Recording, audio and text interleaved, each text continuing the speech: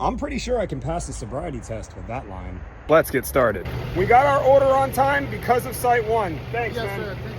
Thank you. So Osmani's got the valve excavated. The next thing we need to do is a small trench through here, and we're gonna run our pipe, like you can see that one right there, across the top of this protected area until we get over to a wall over there, so we can go under the wall and bring this line to the area where we're installing the bubblers. Bro, there's no way that thing is on the inside of my truck. Oh crap, that was a wasp.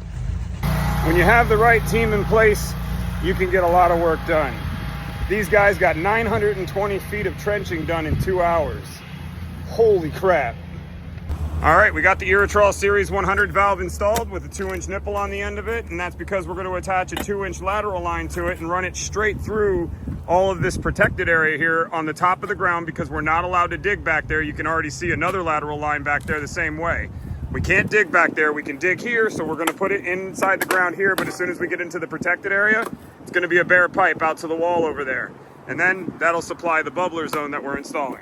Now I just got to go get that 2-inch pipe on the other side of the wall and run it over here. Giving a little bit of a bird's eye view standing on top of the wall here. Osmani's out there getting the valve all ready to go. It's almost done.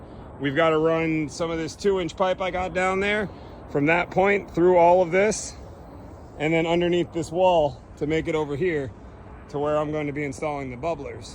I keep sliding these pipes over the wall like this, and I thought that they would fall down.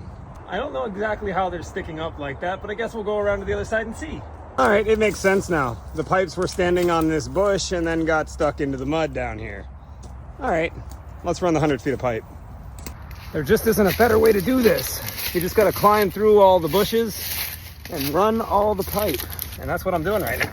Running pipe through the bushes to the valve. We'll get there. It's only about 100 feet away. Got another stick. All right, we're getting close to the valve.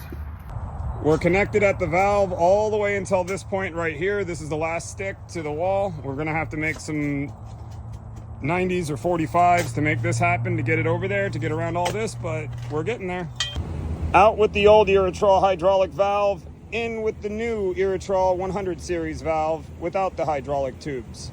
Tiny fun of pipes, go away. Now that's how you carry 200 feet worth of pipe with you.